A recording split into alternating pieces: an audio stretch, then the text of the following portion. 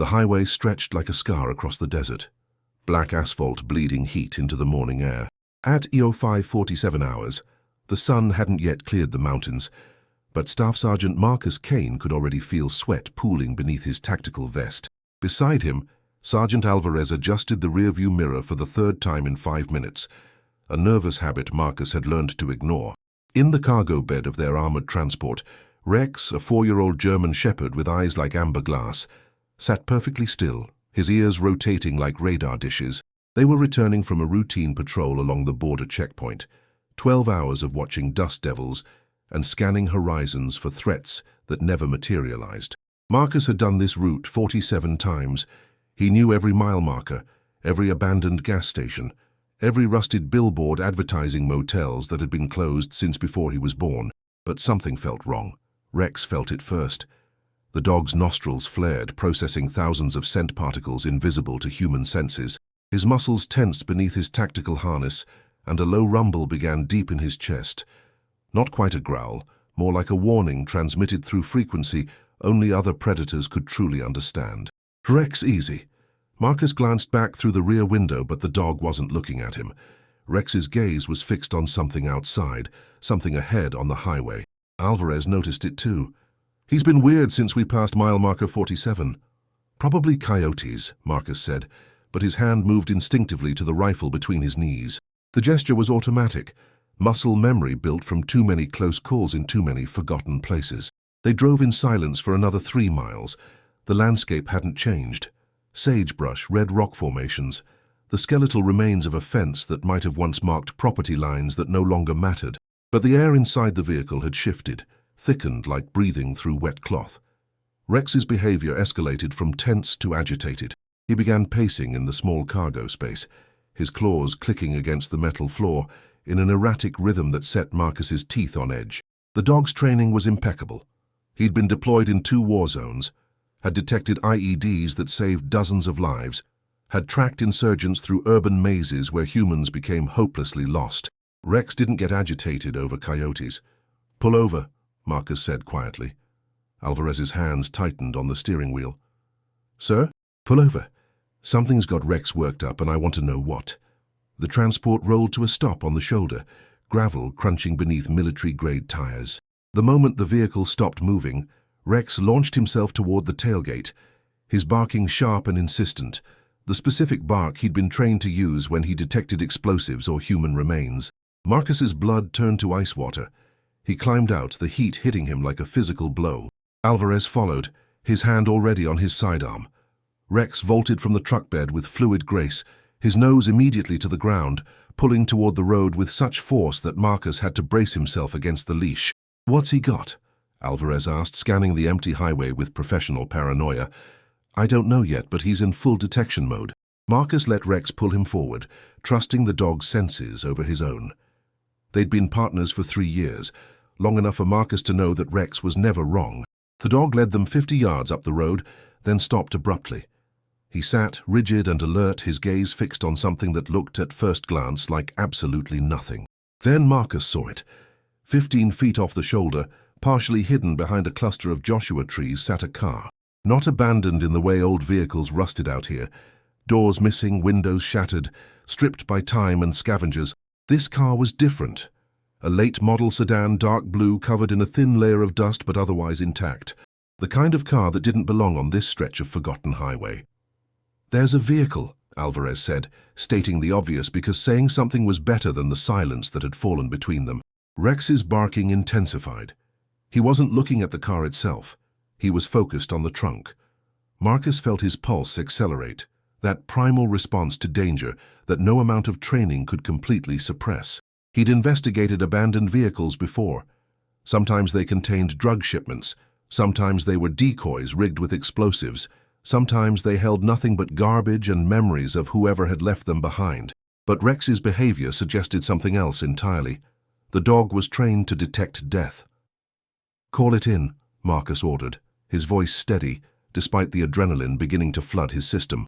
"Get location, request backup, and tell them we have a possible situation." Alvarez pulled out his radio, speaking in the clipped tones of military communication, while Marcus approached the vehicle with Rex leading.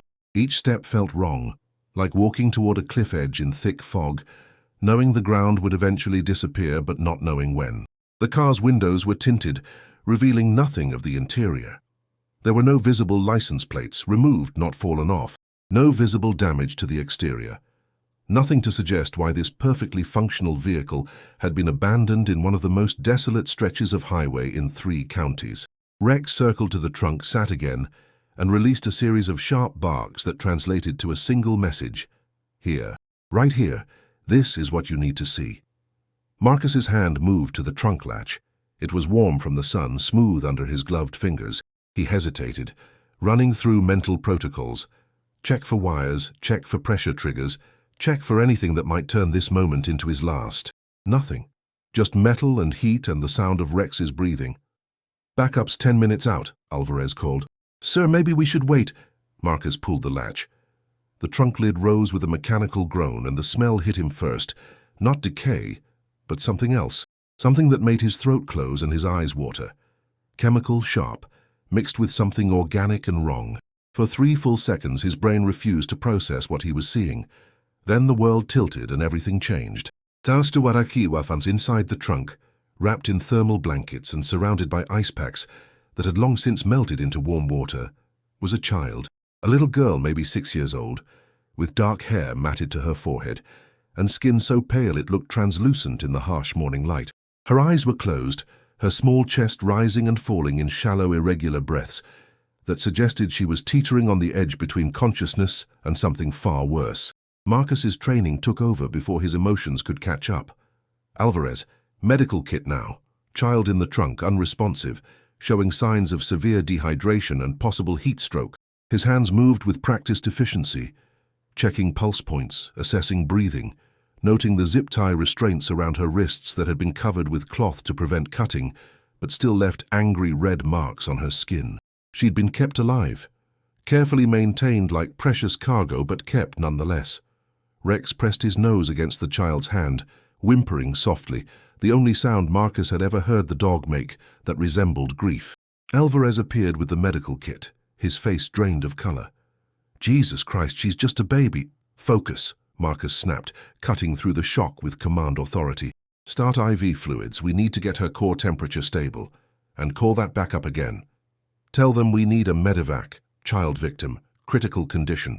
They worked in tandem, the way soldiers do when the mission becomes everything, and emotion becomes a luxury they can't afford.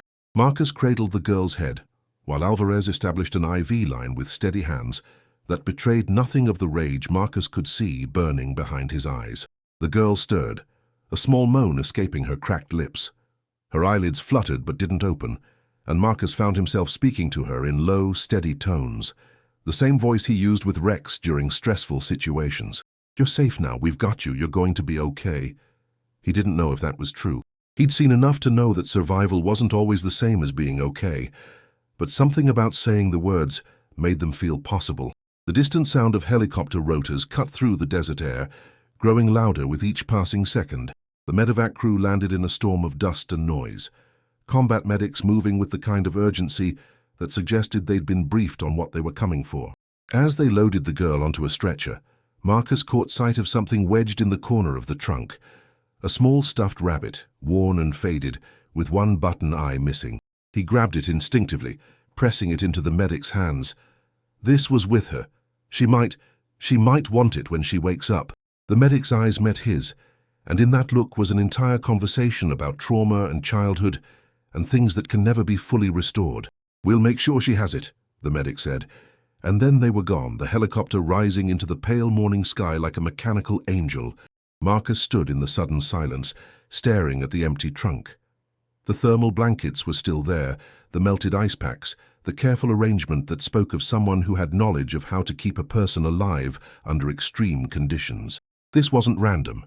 This wasn't a crime of passion or opportunity. This was calculated.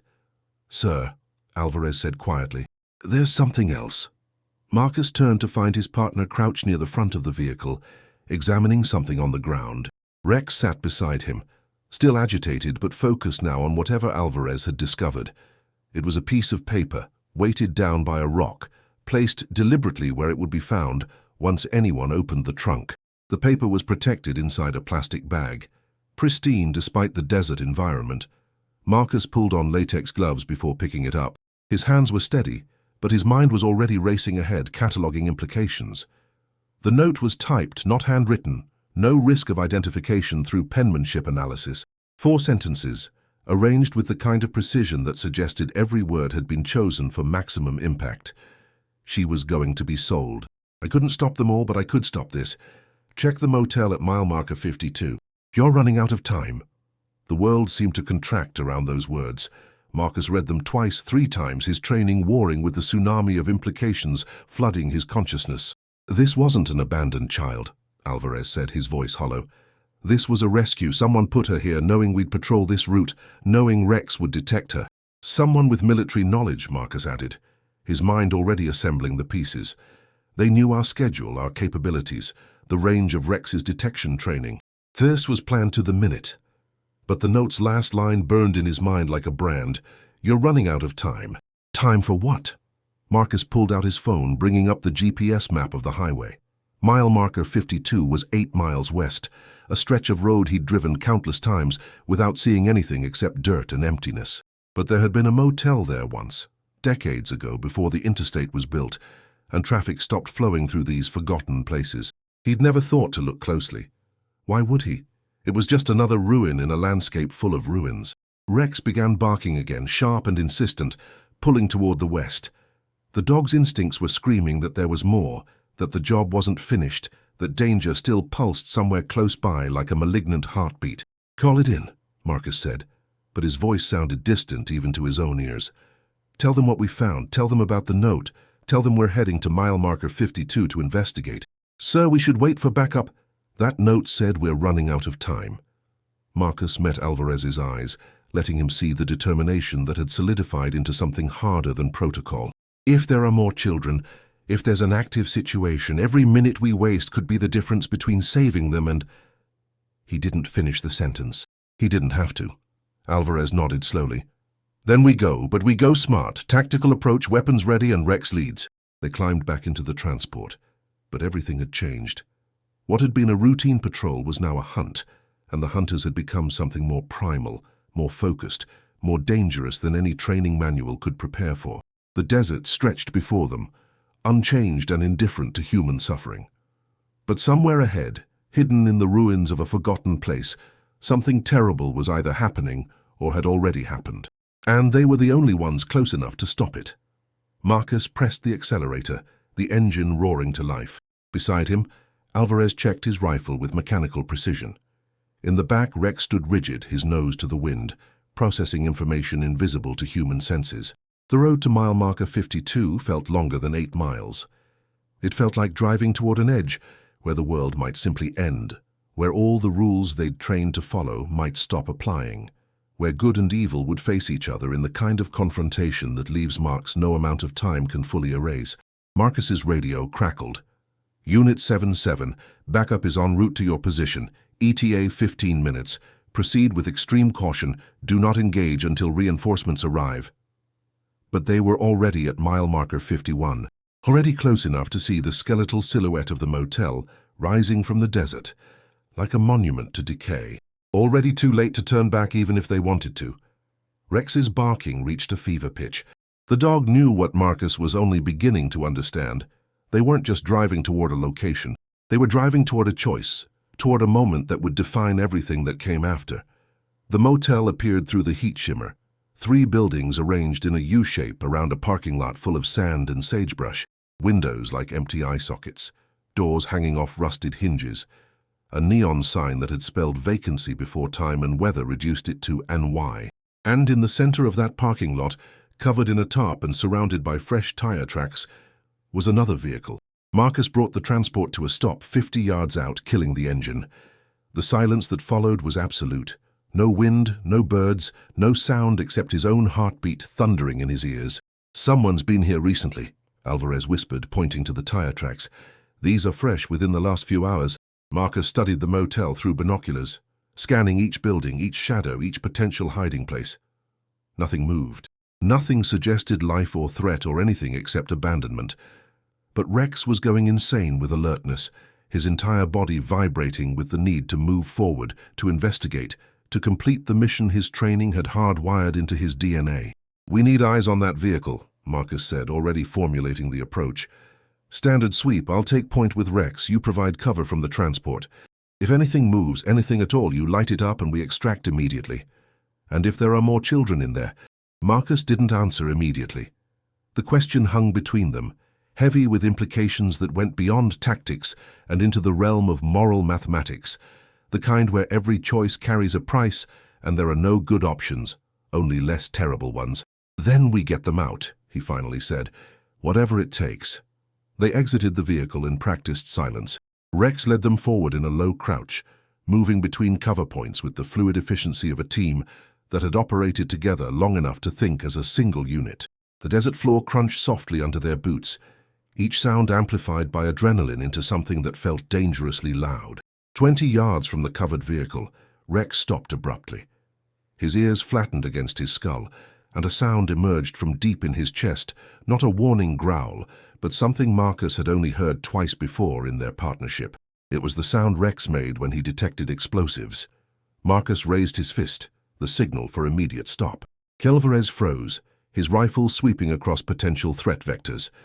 The world reduced to heartbeats and breathing, and the terrible certainty that they'd walked into something worse than they'd imagined. "IED," Alvarez mouthed silently. Marcus shook his head slowly. Rex's behavior was off, his alert was right, but something in the dog's body language suggested uncertainty, confusion, a response to something his training recognized, but his instincts found wrong. Then the tarp moved. 8 miles east, in a county sheriff's office that served a jurisdiction larger than some states, Deputy Elena Cortez was staring at a corkboard covered in photographs that haunted her sleep. 14 missing children over the past 18 months. 14 faces that smiled from school pictures and family snapshots, frozen in moments before they disappeared into a darkness that left no traces. She'd been working this case alone for 11 months, ever since the FBI had declared it insufficient evidence for federal involvement and moved their resources elsewhere. The disappearances were spread across 3 counties, no discernible pattern except geography, all within a 100-mile radius of the same stretch of desert highway. The phone on her desk rang. She picked it up without looking away from the faces. "Cortez. Deputy, this is dispatch. We've got a military unit reporting a child recovery at mile marker 47. Abandoned vehicle, signs of captivity. They're now en route to mile marker 52, investigating a potential secondary location." Elena's coffee mug slipped from her hand, shattering against the floor in an explosion of ceramic and cold liquid. She didn't notice. Her entire focus had contracted to a single point, mile marker 52. "Send me the coordinates," she said, her voice steady despite the way her hands had begun to shake. "And get every available unit to that location now, not in 10 minutes now." She was moving before dispatch could respond, grabbing her vest and weapon, her mind already racing through the implications. Mile marker 52 was the old Desert Rose Motel, abandoned since 1987. Nothing but a shell that appeared on no tourist maps and attracted no attention except from occasional vandals and squatters. She'd driven past it 40 times during her investigation, had even stopped there twice, walking through the ruins with her weapon drawn and her instincts screaming that something was wrong. But she'd found nothing, just empty rooms and graffiti and the slow decay of a place the world had forgotten. She'd missed something, and that miss might have cost 14 children everything. Her patrol car screamed onto the highway, lights and sirens tearing through the morning quiet. The distance to mile marker 52 felt infinite, stretched by the terrible knowledge that whatever was happening there had been happening under her watch, in her jurisdiction, while she'd been pinning photographs to a board and drawing lines on maps that led nowhere. The radio crackled with traffic, backup units responding, state police mobilizing, a federal team being scrambled from 3 hours away. Too slow. All of it too slow for whatever was happening in real time at the motel. Eleanor pressed the accelerator harder, pushing her patrol car past safe speeds for desert highways, past the point where one mistake would send her rolling into the sagebrush. But stopping wasn't an option. Not anymore. Not when those 14 faces were burned into her mind like brands. She thought about the military unit that had found the first child, about the note they'd reported that spoke of sail and rescue and time running out, About the motel that had always felt wrong but never revealed why. Someone had been using that location. Someone organized, careful, invisible. Someone who understood how to move through a landscape of surveillance and suspicion without leaving traces that police work could follow. But they'd made a mistake. They'd put a child where a military K-9 would find her. They'd left a note that pointed directly at their operation. They'd broken their own protocol, which meant either desperation or betrayal, and Elena wasn't sure which possibility terrified her more. The motel appeared on the horizon, and her blood turned to ice. 2 vehicles, a military transport and something covered with a tarp. Figures moving in tactical formation, and the unmistakable posture of people moments away from violence. She grabbed her radio. "All units, I'm on scene at mile marker 52. I have eyes on military personnel in tactical engagement. Approaching now." She killed the sirens but left the lights on, skidding to a stop 50 yards from the military transport. 2 soldiers, one with a German Shepherd, both with weapons raised, were frozen in position, focused on the covered vehicle. Helena exited her patrol car, her voice cutting through the tension like a blade. "Deputy Sheriff Cortez, lower your weapons and identify yourselves." The soldier with the dog glanced back, his face a mask of controlled intensity. "Staff Sergeant Marcus Kane, ma'am. We have a potential threat situation. Advise you maintain distance." "That motel is part of an active investigation into 14 missing children," Elena interrupted, moving forward despite his warning. "Whatever you found here connects to a trafficking operation we've been hunting for over a year." Marcus's eyes widened fractionally, the only indication of surprise he allowed himself. "The child we recovered had a note. It said there were others, that time was running out." "Then we don't have time for territorial bullshit," Elena said, drawing her weapon. "What's under that tarp?" Before Marcus could answer, the tarp moved again. Not wind, deliberate movement from underneath, accompanied by a sound that made Elena's stomach drop. Crying. Multiple voices, young and terrified, crying in the darkness beneath canvas and morning heat. Block 8. Angkor Object. Marcus made the decision in a heartbeat.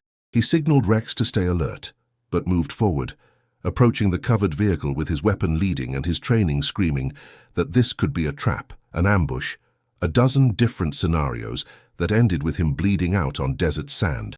But the crying continued, and some things override tactical protocol. He grabbed the edge of the tarp and yanked it away in one smooth motion, his finger tight on the trigger, prepared for anything except what he actually found. A delivery van, white and unmarked, its rear doors hanging open. Inside, arranged on makeshift benches bolted to the walls, were 6 children, ages ranging from maybe 5 to 12, all bound with the same cloth-covered zip ties, all showing signs of dehydration and terror, all blinking against the sudden influx of light like creatures pulled from a cave. But it was what they were holding that stopped Marcus cold. Each child clutched a small object, a toy, a bracelet, a photograph, a book. Personal items that looked worn and treasured, carried from wherever they'd been taken as the only pieces of their old lives. One boy, maybe 8 years old, held a small wooden soldier painted in bright colors now faded with time. He stared at Marcus with eyes that held no hope, only the exhausted acceptance of someone who'd stopped believing in rescue. "It's okay," Marcus heard himself say, his voice rough with emotions he didn't have names for. "You're safe now. We're going to get you out." The boy's fingers tightened around the wooden soldier, and something in his expression shifted, not quite belief, but maybe the first fragile seed of possibility. Eleanor was beside Marcus instantly, holstering her weapon and pulling out a knife to cut through restraints. "Medics are 3 minutes out. We need to get them stabilized, get fluids started, assess for injuries." "They were being transported," Marcus interrupted, his mind working through the tactical implications. "This van was positioned here deliberately in the open, easy to find, the same way the car with the first girl was positioned. Someone sabotaging their own operation," Elena said, reaching the same conclusion. She freed the first child, a girl who couldn't have been more than 6, and wrapped her in a thermal blanket from the emergency kit. "Someone on the inside is pulling children out and staging them where law enforcement will find them."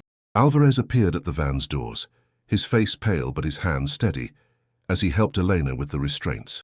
"Then where's the person doing it? And why leave them here instead of just taking them to a police station?" The question hung in the air, unanswered and terrifying in its implications. Because there were only a few reasons, someone would stage rescues instead of executing them directly. They were being watched. They didn't trust law enforcement, or they couldn't risk exposure because they were still embedded in the operation. Rex's behavior changed again. The dog moved away from the van, his nose to the ground, tracking something invisible. He led Marcus toward the motel buildings, toward the structure that had stood silent and empty for decades, but now felt pregnant with terrible possibility. Marcus followed, trusting Rex's senses even as every tactical instinct screamed at him to wait for backup, to secure the children first, to follow protocol.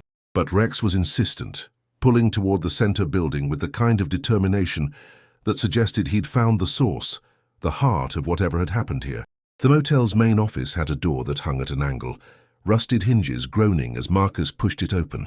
Inside was darkness and the smell of abandonment, dust and rot and time measured in decades. But there was something else too, something chemical and recent that didn't belong to decay. Rex led him through the office, past a reception desk where ancient paperwork still littered the surface, past a doorway that opened into what had once been the manager's apartment. And there, in the center of a room that should have been empty, Marcus found what the rescuer had left behind. A box, cardboard reinforced with tape, sitting on a folding table that was the only piece of furniture in the entire building. On top of the box was another note, this one handwritten in quick, desperate letters. Evidence, everything you need, but I can't testify. They'll kill everyone I couldn't save. Marcus's hands trembled slightly as he opened the box. Inside was a catalogue of horror.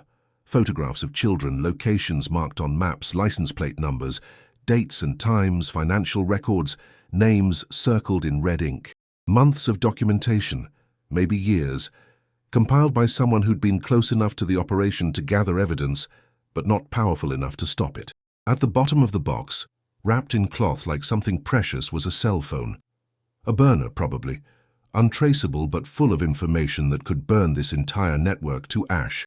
Marcus stared at the evidence, understanding flooding through him in cold waves. This wasn't just about trafficking. This was organized, funded, protected. The kind of operation that required institutional failure, corrupt officials, networks of people willing to look the other way. And someone on the inside had decided to burn it all down, even if it meant sacrificing themselves in the process. There's the Artisiaskunde Block 9, mini-reveal number 2. Elena entered the room, her eyes immediately locking onto the box. Please tell me that's what I think it is. Evidence, Marcus confirmed, enough to take down an entire network. Locations, names, financial trails, everything. She moved closer, her hands hovering over the contents like someone approaching something sacred or cursed. This is 14 months of investigation condensed into one box. How did... Inside source, Marcus interrupted, handing her the note. Someone who couldn't stop the operation but could document it. Someone who's been pulling children out and staging them for recovery. Elena read the note, her jaw tightening with each word. They can't testify because they're still embedded, which means the operation is still active, still running, just hemorrhaging assets. Which means they'll figure out they have a traitor soon if they haven't already, Alvarez added from the doorway. And when they do, they'll run, Elena finished. They'll scatter, destroy evidence, eliminate witnesses, and disappear into whatever holes people like this crawl into when they're burned. Marcus's radio crackled. Unit 7-7 backup is arriving on scene. Federal team is en route, ETA 45 minutes. Secure location and await. We don't have 45 minutes, Marcus said. Not to the radio, but to Elena. Look at this. He pulled out one of the photographs from the box. A surveillance image of a warehouse complex circled in red, with a date written beside it. Today's date. And a time. 1300 hours. 3 hours from now. That's the primary location, Elena breathed, recognition flooding her features. The central hub. I've driven past this place 100 times. It's listed as agricultural storage, completely legitimate on paper. But today at 1300 hours, something is scheduled to happen there, Marcus said, laying out more photographs. Look, these are all different locations, all marked with the same date and time. They're moving everything. They know they've been compromised, and they're evacuating the entire operation. The implications crystallized with terrible clarity. The inside source had documented everything, had pulled out as many children as possible, had left evidence that would convict dozens, but they'd run out of time. The network had noticed the losses, had triggered their contingency protocol, and now everyone and everything was being moved to locations this evidence didn't cover, unless someone stopped them in the next 3 hours. Elena pulled out her phone, already dialing. I'm calling this up the chain. Federal response, multi-agency task force, every resource we can mobilize. Won't arrive in time, Marcus interrupted. Look at these locations. They're spread across 100 miles. Even if we had 50 units, we couldn't cover them all before 1300 hours. Then we prioritize, Elena said, her voice hardening into something that sounded like iron. We pick the location most likely to have victims, we hit it with everything we have, and we pray we're making the right choice. Marcus stared at the photographs, his mind running tactical calculations. 6 locations marked for today. One was the warehouse complex, largest, most infrastructure, most likely to be the operational center. But the others were scattered, isolated, exactly the kind of places you'd hide things you didn't want found. Rex pressed against his leg, whimpering softly. The dog was exhausted, had been operating at maximum alertness for over 2 hours, but his eyes were clear and focused, still ready, still willing. We're not picking, Marcus said quietly. We're covering all of them. That's impossible, Alvarez said. We don't have the numbers, but we will in 45 minutes when the federal team arrives. We just need to keep these locations under surveillance until then, make sure nothing moves out before the cavalry shows up. Eleanor looked at him like he'd suggested they fly. You want to split up and monitor 6 locations across 100 miles of desert with 3 people and a dog. Marcus met her eyes, letting her see the determination that had carried him through 2 deployments and more close calls than he cared to remember. I want to make sure whoever saved those 7 children didn't sacrifice themselves for nothing. I want to make sure when this network tries to scatter, they find us waiting. And I want whoever's at the top of this chain to learn that some people don't look away, don't give up, and don't let evil happen just because it's hard to stop. Silence fell, thick with the weight of a decision that couldn't be unmade once committed to. Then Elena smiled, a thin, fierce expression that held no humor but plenty of promise. Then let's go hunting, she said. The next 90 minutes became a blur of desperate coordination and calculated risk. Elena coordinated with dispatch, feeding them the 6 locations from the evidence box, while Marcus and Alvarez loaded Rex back into the transport. The plan was insane, impossibly complex and fragile as spider silk, but it was the only plan they had. They would split the surveillance. Elena would take the 3 northern locations, Marcus and Alvarez would cover the 3 southern sites, and they would pray that federal backup arrived before anyone at those locations realized they were being watched. Remember, Elena said as they prepared to separate, her voice cutting through the organized chaos of arriving medical units and crime scene techs. We're eyes only until backup arrives. No heroics, no tactical engagement. We see movement, we report it, we track it, but we do not engage. Marcus nodded. But they both knew it was a lie. If they saw children being moved, being transported to somewhere the evidence box didn't document, engagement would be the only option that let them sleep at night. Rex seemed to understand the urgency. The dog was alert but calm now, conserved energy radiating from him like a coiled spring waiting for release. He'd done his job, had found the children, had led them to the evidence, but something in his posture suggested he knew the mission wasn't complete.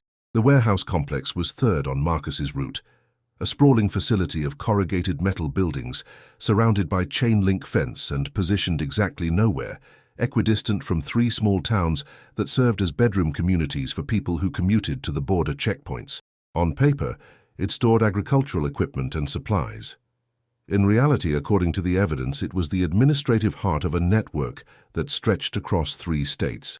Marcus and Alvarez arrived at 11:47 hours, parking the transport behind a rock formation that provided cover and sightlines to the warehouse entrance. Through binoculars, Marcus could see 2 vehicles parked near the main building. A pickup truck and a black SUV with tinted windows that screamed either law enforcement or criminal, the only 2 professions that favored that particular aesthetic. Movement, Alvarez said quietly, his own binoculars tracking something Marcus hadn't spotted yet. Northwest corner, someone just entered through a side door. Marcus swung his view, catching a glimpse of a figure disappearing into shadow. Male, medium build, moving with purpose but not urgency. Could be anyone. A legitimate worker, a criminal operative, or the inside source who'd left the evidence box. No way to know without getting closer. Rex stirred in the back, a low whine building in his throat. The dog's nose was working, processing scent information carried on the desert wind. His ears rotated, tracking sounds beyond human hearing range. Then Rex exploded into frantic barking, the specific alert that meant he'd detected something critical, something that demanded immediate human attention. "What's he got?" Alvarez asked, but Marcus was already moving, trusting Rex's instincts over his own tactical assessment. The dog launched from the transport the moment Marcus opened the door, pulling toward the warehouse complex with such force that Marcus had to brace himself or be dragged. They moved in a low run, using terrain for cover, closing the distance to the fence line in seconds that felt like hours. 50 yards from the fence, Rex stopped abruptly and sat, the signal for detection. But his head was tilted upward, his nose pointing not at the ground or the buildings, but at something higher. Marcus followed the dog's gaze and felt his blood turn to ice. Smoke. Thin and grey, barely visible against the pale sky, rising from somewhere inside the warehouse complex. Not the thick black smoke of a structural fire, but the controlled burn of someone destroying evidence. "They're torching it," Marcus said into his radio. "Primary location is being sanitized. We need that backup now." Elena's voice crackled back tight with stress. "Northern sites are showing similar activity. Vehicles arriving, materials being loaded for transport.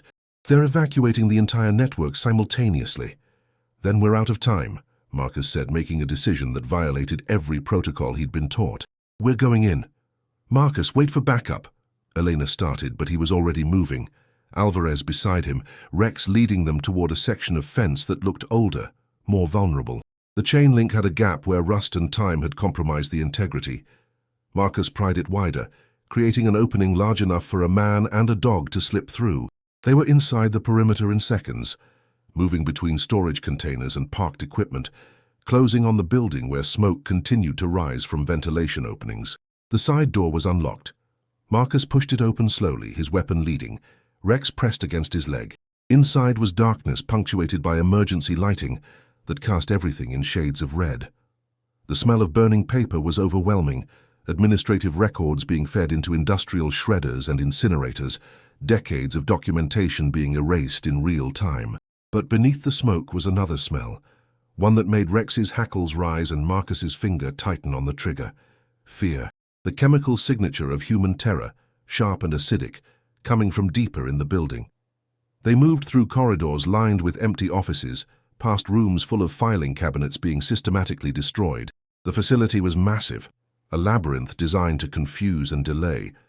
But Rex navigated it with supernatural certainty, following scent trails invisible to human senses. The trail led to a stairwell descending into darkness.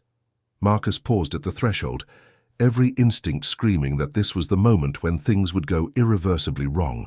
Underground spaces were kill boxes, limited exits, no tactical advantage, perfect ambush territory.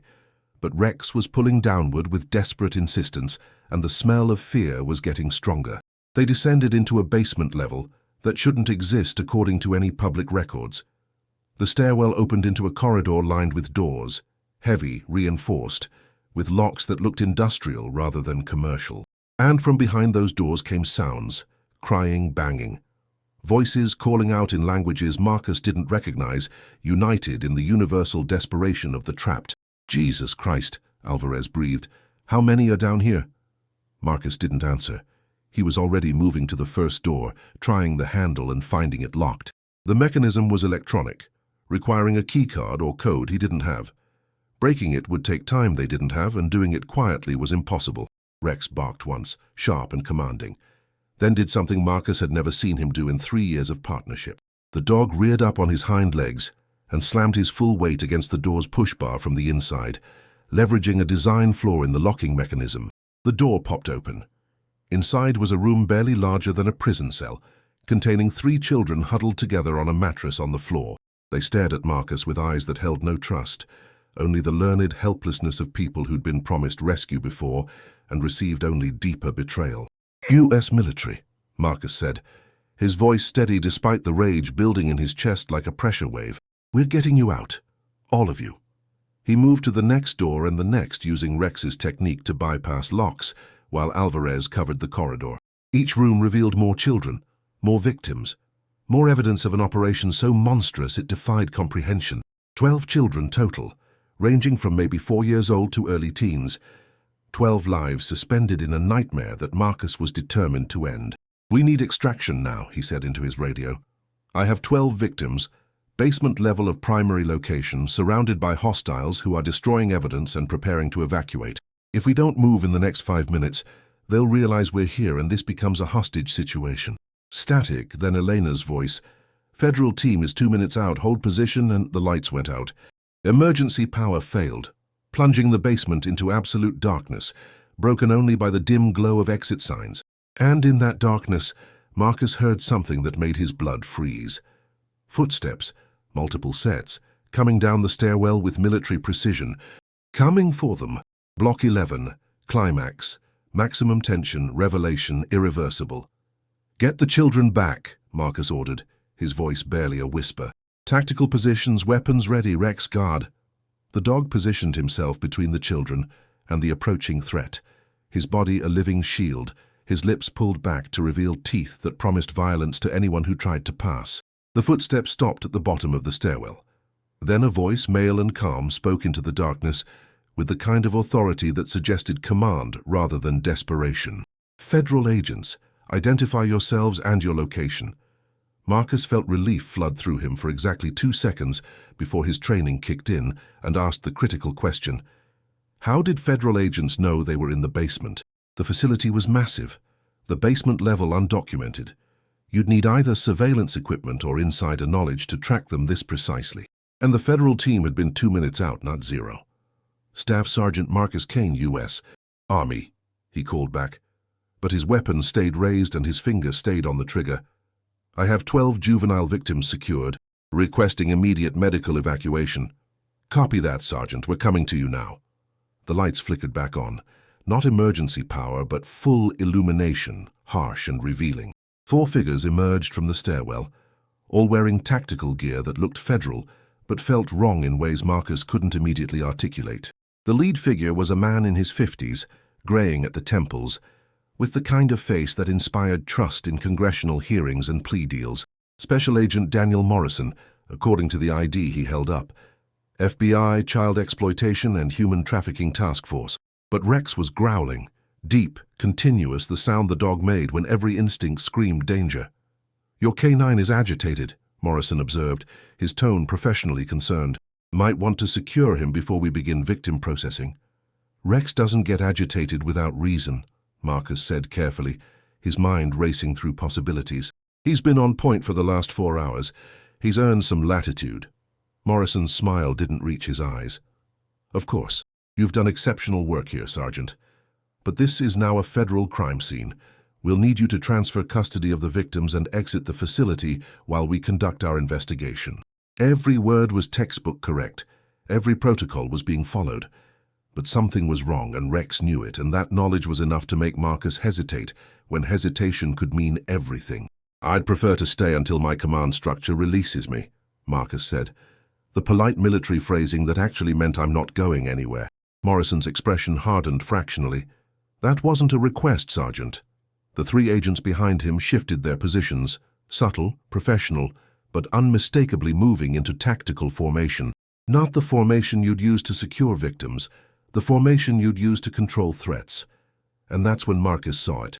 On Morrison's belt, partially hidden by his tactical vest, was a key card, the same type that locked the doors in this basement. Worn, frequently used, attached to a chain that suggested it was carried everywhere. The pieces fell into place with terrible clarity. The network had protection, institutional protection at the highest levels. Someone who could make evidence disappear, who could redirect investigations, who could show up at crime scenes with federal authority and make sure nothing led back to the people at the top. Someone exactly like Special Agent Daniel Morrison. "You're the cleaner," Marcus said quietly. "You're not here to save these children. You're here to make sure they disappear before they can testify about who put them here." The basement seemed to hold its breath. Morrison's hand moved toward his weapon with practiced ease, but Marcus was faster. His rifle already aimed, his training overriding the shock of realizing he was pointing a weapon at a federal agent who might or might not be corrupt. "I really wish you hadn't figured that out," Morrison said, his voice losing its professional warmth and revealing something colder underneath. "This could have been clean, now it's going to be messy." "There are 3 of you and 2 of us," Alvarez said from his position, his own weapon trained on the other agents. And there's a genuine federal response team about to breach this building. You don't have time for messy. Morrison laughed, a sound devoid of humor. You think the team upstairs is genuine? I've been managing this operation for 7 years. Every response, every investigation, every close call has been routed through me. I decide what gets found and what disappears. Not this time, a new voice said from the stairwell. Everyone turned. Standing at the bottom of the stairs, wearing a janitor's uniform and holding a phone that was clearly recording everything, was a woman Marcus had never seen before. She was maybe 30, with the kind of exhausted face that suggested she'd been operating on fear and determination for longer than anyone should have to. Dispatch has been listening for the last 3 minutes, she said, her voice shaking but determined. Including your confession, Agent Morrison. It's over. Morrison's face transformed into something inhuman, rage and calculation warring for dominance. His hand moved toward his weapon, but Rex was already launching, 80 pounds of trained aggression moving faster than thought. The dog hit Morrison in the center of mass, driving him backward into the wall with force that cracked plaster. The other agents tried to react, but Alvarez's weapon was already tracking them, and Marcus's voice cut through the chaos like a command from God himself. Federal custody or not, you move toward those children and I will drop you where you stand. The genuine federal team, the real one led by Deputy Cortez, and composed of agents who actually cared about the law they'd sworn to uphold, poured down the stairwell in a thunder of boots and shouted commands. Morrison tried to fight, tried to run, tried to leverage his authority one last time before realizing that authority meant nothing when your crimes were being recorded and broadcast to every law enforcement agency in 3 states. They took him down hard. Him and his 3 corrupted agents all going to ground under the weight of justice that had been waiting 7 years to catch up. The woman in the janitor's uniform collapsed against the wall, her phone still recording, tears streaming down her face. I couldn't stop all of them, she said to no one and everyone. I tried, but there were so many and I couldn't. Eleanor was there, wrapping her in a blanket, speaking in low tones that promised safety and belief and the end of a nightmare that had lasted too long. You saved the ones you could. You documented everything. You made this possible. Marcus holstered his weapon and turned to the children, 12 faces staring at him with expressions ranging from hope to disbelief. Rex sat among them, accepting gentle touches from small hands, his tail wagging slowly as if to say, "It's okay now, you're safe, I promise." "Let's go home," Marcus said simply. Block 12, triple payoff. Pulse resolution, pulse moral.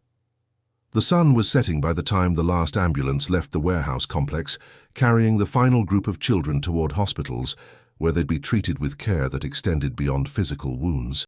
26 children total, recovered from all 6 locations, before the network could scatter them into darkness that offered no return. Marcus sat on the tailgate of his transport, Rex pressed against his leg, both of them exhausted beyond anything sleep could fix. Alvarez was giving his statement to a detective who seemed genuinely interested in documenting what had happened, rather than burying it. Elena approached with 2 bottles of water and a smile that looked like it hurt. Media's calling it the largest trafficking bust in state history. 14 arrests so far, including a federal agent and 2 local police officers. The evidence you found is burning through the network like wildfire. How many did we miss? Marcus asked. The question that had been haunting him since the moment they'd found that first child in the trunk. None that were at those locations today, Elena said firmly. You got them all, every single one that could be saved.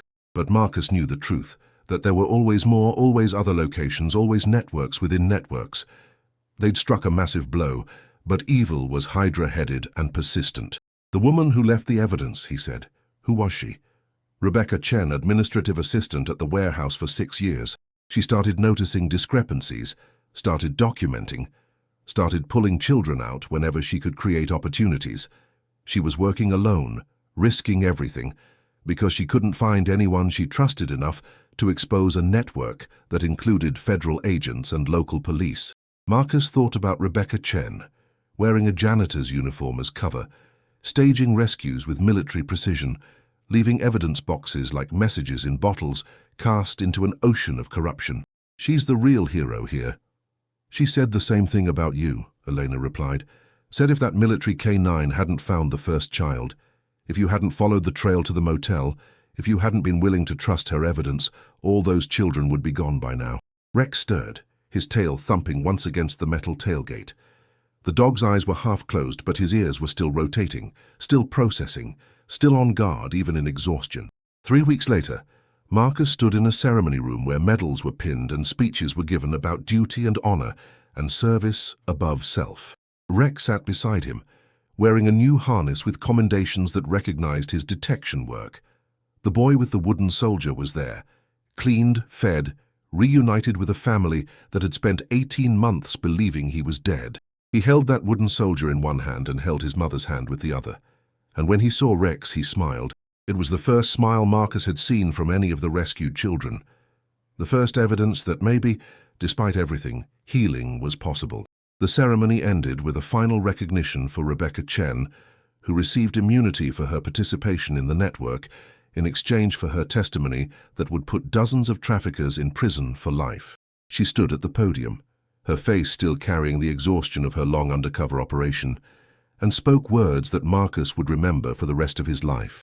"I couldn't save everyone," she said, her voice carrying across the silent room, "but I learned that saving one person is still saving the world for that one person. And when you can't do everything, you do something. You do what you can with what you have where you are, and you trust that somewhere out there, someone with 4 paws or 2 legs or a badge or just a conscience will pick up where you left off." Marcus drove the highway again 2 months later, the same route at the same time. Mile marker 47 passed without incident. Mile marker 52 was just a ruin again, though now it was surrounded by crime scene tape and investigation markers. But something had changed in the landscape. It looked the same, desert and sky and endless distance, but it felt different, like a wound that was beginning to heal, slowly and incompletely, but heal nonetheless. Rex sat in the passenger seat, his head out the window, his nose processing a world of information invisible to human senses. And Marcus found himself thinking about the 14 faces on Deputy Cortez's board, all of them recovered now, all of them given second chances that shouldn't have been necessary, but were precious nonetheless. You don't always win, he thought. You don't always get there in time, but sometimes you do, and those times make all the others bearable. "Good boy," Marcus said quietly, reaching over to scratch behind Rex's ears. "Good boy." The dog's tail wagged, and they drove on into the desert sunset, 2 partners who'd seen darkness but chosen to be light. Sometimes that choice was all you had, but sometimes it was enough, because heroes don't always wear uniforms. Sometimes they document evidence in secret. Sometimes they stage rescues no one knows about. Sometimes they make impossible choices that save lives at the cost of their own peace. And sometimes they walk on 4 paws with noses that find the lost and hearts that never stop trying. And in a world that sometimes feels overwhelming in its capacity for evil, maybe the only response is to be overwhelmingly committed to good, one choice at a time, one victim at a time, one act of courage at a time, until the darkness learns that some lights refuse to go out.